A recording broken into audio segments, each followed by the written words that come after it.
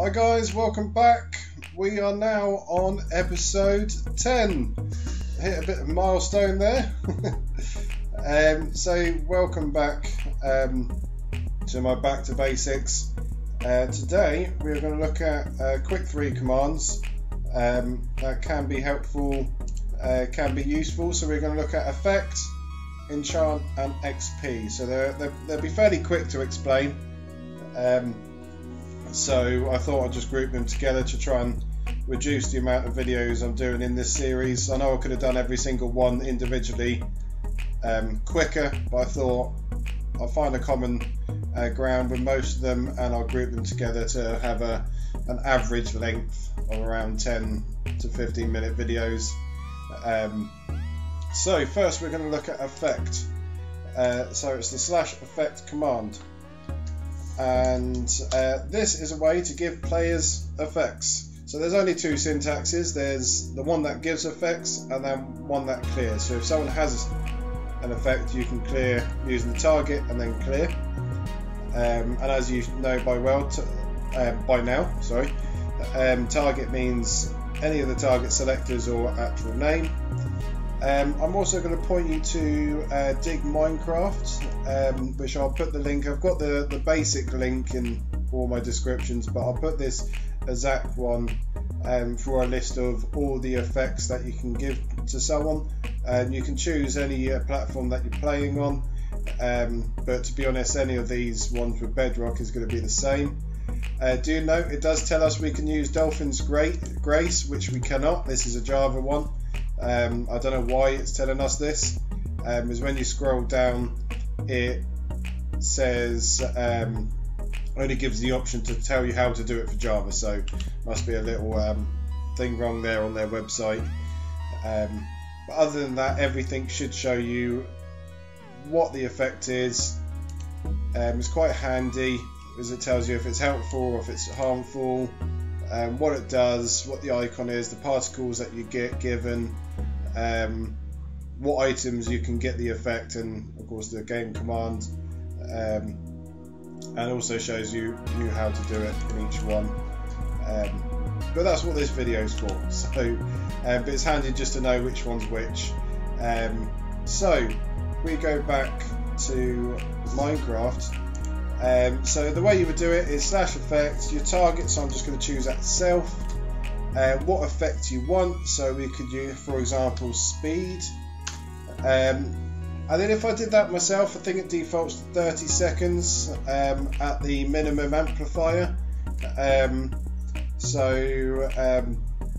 but you can stipulate how long you want it for. I haven't maxed it out yet, but we can try now actually. For that many seconds, let's see what it says. So apparently that's not a valid number. I can argue that because that is a number. It doesn't tell me what the maximum is, but you can put quite a few seconds. You can do this, say, with night vision if you're building in the dark and you don't want to chuck loads of glowstone around. You can just give yourself night vision for loads of seconds. Then you've got the amplifier. So that's how the level, so you can go up to level 255. However, there are some some effects that don't have anything more than 1, like blindness. I believe you can't go more. You can do 255, it won't cause a syntax error, but it just won't change regardless of whether you do 1 or 255. So let's do speed 5. And then true or false is whether you want to hide particles. So if you want to give, say, if you've got a spawn for whatever mini game you're hosting, you want people to be able to run around quickly, and you want to give them resistance or weakness to stop each other from hurting each other because it's a PvP map, you can put all of them to true, so you just don't have loads of bubbles. So if we do true, that will give me speed 5, so I'm now running fast. And then the other syntax was the clear, so at self clear, and that will clear the command. If you haven't done effects yet, have fun with this. So have a play around with speed, and jump boost as well can be quite fun. Whack it up to the max and then see how fast you can run, which can be quite funny. So when I can get back to my station, and I'll clear that now. There we go. Now that seems weird being in normal zoom. So I'm over here. So that's pretty much the effect. So there's not much more can really explain on that. I don't think. I hope not. I'm not missing anything. It's got all the different ones here, and they are on the list when you start typing the commands. Can't think of anything I would do differently than what I've already explained, but that's just something you can do. Obviously you can change the target selector. I'm building an RPG map that I have been, not my city one, but there's a cool one my friends I joined prior to PS4 getting Bedrock, doing the redstone, now I'm doing the commands, and we've added things like special boosts for certain guilds. So I own the Vampire Guild, so we get some cool effects at night, but then we get some weaknesses during the day. So that's a cool thing you can play with effects, and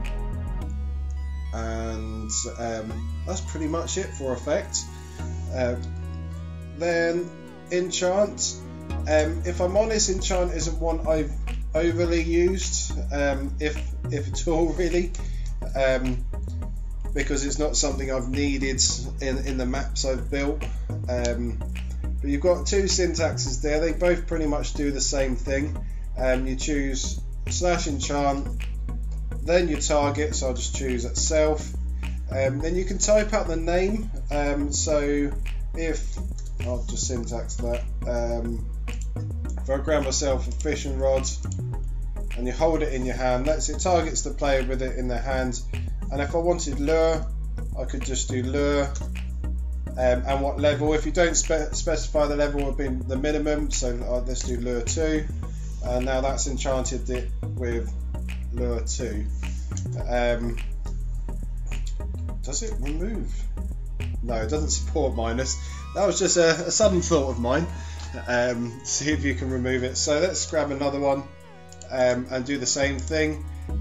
I'll again point to Dig Minecraft here, because it's got all the IDs. So that's the other one.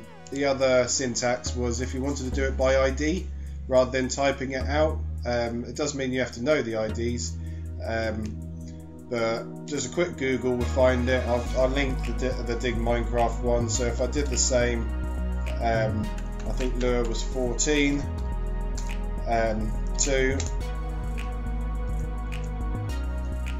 It says 14 on the website.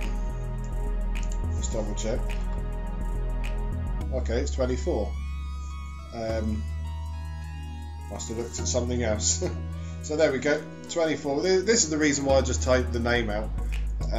24, and now we have enchanted with lure 2. Unfortunately, you can only go to the maximum enchant that the game will allow in game. So just the same as what you can do with enchanting with books or the enchantment table. I'm not going to talk about in this video about how to over enchant using with Minecraft editors and stuff like that. That's a whole different ball game, and looking into the modding Minecraft. Not something I'm thinking of yet. I'm thinking about doing modding Minecraft tutorials, but I want to keep it quite vanilla at the moment. Especially I'm an ex-PS4 player, so I know the frustrations of not being able to do all this cool modding stuff, like the custom particles, and that's just a very basic thing, but as well, so I'm keeping it very vanilla at the moment. Something you can do with this enchant that I've seen quite a lot of people do is have commands execute based on players holding items. So you can't really detect someone holding the item, but you can in a way detect it using enchant. So if I activate this command block here, and what this is doing is just enchanting at all players lure, and then a conditional command block just to say enchanted, just to show we can run a command based off the conditional. And when I hold it, it's going to spam the chat. When I put the rod in my hand, it's enchanted. When I move out, it's stopped. To show you it's stopped, I'll just type something in chat. There you go. And then do it again, and now I'm running it again. So every time I hold it. So a lot of world edit machines go off this. Mine one doesn't. Mine runs off dropping blocks and activating certain parts of the machine, but it can be useful if you wanted to do something off a player holding the item. Might need a lot of work to be able to make it multiplayer friendly in your conditional commands, because this would activate it, but if you had this targeting all players doing something, say maybe a particle effect because you want it to be a wand or something, I don't know what you would want to do with it, but this would technically, as soon as one person activates it, this would work for all the players that you've stipulated in your target. So it would need a bit of work to make it multiplayer friendly. But that's something cool you can do with the enchant. Again, that's quite a quick one to explain, because you do the same thing. You just need to be holding the item that actually enchants for it to work. So here it shows you all the different items that enchantment can be applied to. So it will fail if you're not holding that item for that enchantment. So you can't use this to enchant items that can't have that enchantment. I can't put lure on a sword. Not that it would do anything anyway. So the last one is XP.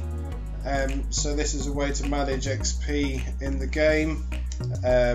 So the two syntaxes is the amount, either amount of experience or amount of experience levels, and then your target. So if I chuck myself in survival, you can see I've got no experience at the moment. If I just put 10 in there and at self, you can see that's optional, that target. So if I did it, it'd just run on the executor. But if you are running it from a command block, you're going to have to stipulate the target, and that's given me 10 experience points there. You see my bar going up. If I put an L after the 10, that would be 10 levels, and that's put me up to 11 there, as I was on 1 previously.